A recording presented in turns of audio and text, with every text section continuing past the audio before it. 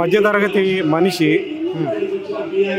వాడికి నిజంగా ఎంతో కడుపు మండితే కానీ రోడ్డుకి ఎక్కాల్సిన పరిస్థితి ఉండదు. ఎందుకంటే సామాన్య మానవుడు జీవన విధానం ఎలా ఉంటుంది అంటే ఆఫీస్కి వెళ్తాడు, అక్కడ పనులు చూసుకుంటాడు, ఆఫీస్లో ఉండే టెన్షన్లు ఆఫీస్లో ఉంటాయి, పని ఒత్తిడి ఉండొచ్చు, రకరకాల కారణాలు ఉండొచ్చు. ఫర్ ఎగ్జాంపుల్ ఐటీ ఎంప్లాయీస్ వాళ్ళ జీవన విధానం ఎలా ఉంటుందంటే దినదిన గండం అన్నట్లుగానే ఉంటుంది.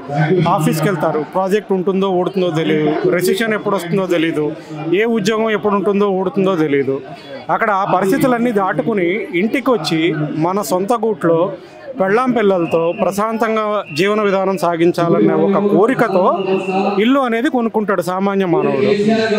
ఈ రోజున ఆ పరిస్థితి లేకుండా ఇంటికి వచ్చిన తర్వాత కూడా రకరకాల టెన్షన్లో ఇవాళ ఫర్ ఎగ్జాంపుల్ ఈ ఉంది మా కాలనీ వాసే ఆ చిన్నపిల్లని వేసుకుని అదిగో అటు చూడండి, ఆంటీ చూడండి ఎంతలా ఏడుస్తుందో చూడండి ఆవిడ. ఓకే, ఈ విధంగా బాధ పెట్టి ఈ మా కాలనీ అనే కాదు, మూసి బఫర్ జోన్లో ఉన్న ఆడపడుచులను కానీ ఆడబిడ్డలను కానీ ఇంత ఉసురు పెట్టి ఈ గవర్నమెంట్ ఏం సాధించాలనేది నాకు ఏం అర్థం కావట్లేదు. ఇంకొక గవర్నమెంట్కి సూటిగా నా ప్రశ్న ఏంటంటే, మీరు లండన్ వెళ్ళి ఎంక్వైరీలు చేశారు, అక్కడ ఏదో నది మీద ఉన్నదాని ప్రకారం ఇక్కడ మూసీని సుందరీకరణ చేయాలని ప్లాన్ చేస్తున్నారు. నేను కూడా చాలా సంతోషిస్తాను. కానీ మీరు ఓన్లీ డబ్బు ఖర్చు పట్టే విధానంలోనే సుందరీకరణ గురించి ఎందుకు ఆలోచిస్తున్నారు?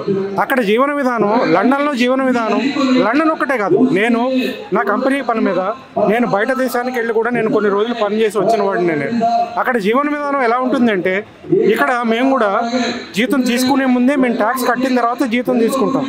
కానీ అక్కడ కట్టే ట్యాక్స్కి ప్రతి ప్రైవేట్ ఎంప్లాయీకి ఆ గవర్నమెంట్ సరైన న్యాయం చేకూరుస్తుంది. ఏ విధంగా అంటే క్వాలిటీతో కూడుకున్న విద్య, క్వాలిటీతో కూడుకున్న వైద్యం అందిస్తుంది మేము కట్టిన ట్యాక్స్తో. ఇక్కడ పరిస్థితి లేదు.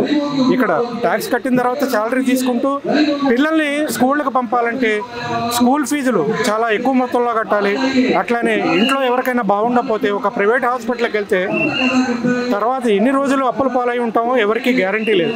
మీరు ఆ పరిస్థితుల మీద ఆ పరిస్థితుల మీద సర్వే చేయండి, ఇతర దేశాలకు వెళ్ళి ఆ జీవన విధానాన్ని ఇక్కడ తీసుకొచ్చే విధానంలో ఆలోచించండి. అంతేగాని ఎక్కడ ప్రపంచ బ్యాంక్ నుంచో ఇంకో చోట నుంచో అప్పు తెచ్చి నేను మూసీని సుందరీకరణ చేస్తాను అంటే నువ్వు సుందరీకరణ చేసి సాధించేది ఏమిటి? ఏ విధంగా ఉన్న డబ్బును తగలేసి వచ్చే రెవెన్యూని పాడు చేసి ఇప్పుడు ఇవాళ పరిస్థితి ఏంటంటే, నువ్వు డైరెక్ట్గా ఆర్ ఇండైరెక్ట్గా గవర్నమెంట్కి వచ్చే రెవెన్యూని సర్వనాశనం చేస్తున్నావు.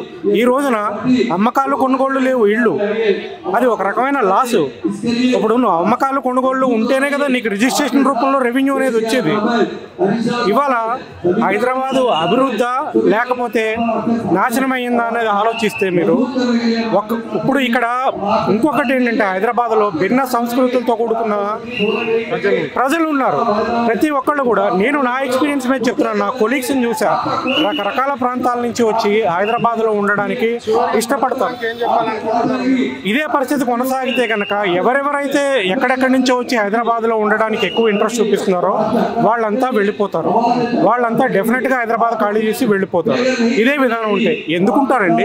వచ్చే సంపాదన సరిపోగా ఇప్పుడు ఈ విధంగా ఇల్లు కొనుక్కున్న వాళ్ళలో లోకల్ పీపులే కాకుండా రకరకాల ప్రదేశాల నుంచి వచ్చి ఇల్లు కొనుక్కున్న వాళ్ళు ఉన్నారు. వాళ్ళు ట్యాక్స్లు కడుతున్నారు, రిజిస్ట్రేషన్ ఫీజులు కడుతున్నారు, శాలరీలో ట్యాక్స్ డిడక్ట్ అయిన తర్వాతే శాలరీ తీసుకుంటున్నారు. ఇన్ని రకాల ట్యాక్సీలు అయిపోయిన తర్వాత ఒక సాధారణ ఉద్యోగికి రిటైర్మెంట్ తర్వాత నువ్వు జీవించడానికి ఇచ్చే గ్యారంటీ ఏంటి? వాడు నార్మల్గా జీవనం సాగించడానికి ఇచ్చే గ్యారంటీ ఏంటి? కనీసం నిత్యావసరాలు కూడా కొనుక్కునే పరిస్థితి ఉండదు రిటైర్ అయిన తర్వాత ఈ ప్రైవేట్ ఉద్యోగాలు. నా మాట అబద్ధమైతే మీరు ఏ మిడిల్ క్లాస్ ప్రైవేటు ఎంప్లాయీనైనా మీరు ఎవరినైనా ఇంటర్వ్యూ చేయొచ్చు, ఎవరి నోటి నుంచైనా ఇదే వచ్చేమాట. దయచేసి మా జీవితాలతో ఆడుకోవద్దు. ఈ నినాదం చూడండి, ఇది మా నినాదం. ఇది సుందరీకరణమా లేకపోతే సామాన్య జీవితాలతో చెలగాటమా? ఏం సుందరీకరణం అండి? సామాన్యుల జీవితాలని నువ్వు ఇవాళ మాకు వారంలో 5 రోజులు పనిచేసి వచ్చిన తర్వాత ఇంట్లో రకరకాల పనులు ఉంటాయి, పనులు ఉంటాయి మాకు. ఇప్పుడు పిల్లలకి ఏం కావాలో, ఇంట్లో ఏం కావాలో తెచ్చుకోవాల్సింది, అవన్నీ చూసుకోవడం మానేసి మేము ఇవాళ రోడ్ల మీద తిరుగుతున్నాం అంటే నువ్వు ఏ విధమైన పరిస్థితి క్రియేట్ చేసావు మాకు? నువ్వు గవర్నమెంట్ని ఏర్పాటు చేసి నువ్వు ఏ విధమైన పరిస్థితిని మాకు క్రియేట్ చేసావు. మాకు ఇవాళ మా ఇంట్లో పనులు మేము చూసుకోకుండా రోడ్ల మీద తిరగాల్సిన పని ఏమిటి? మాకు పని ఏమిటి? మా పక్క కాలనీల్లో 2-3 హాస్పిటల్లో అడ్మిట్ అయ్యారు. దానికి ఎవరు కారణం? దానికి ఎవరు కారణం ఏంటి? ఏ విధమైన పాలన ఇది?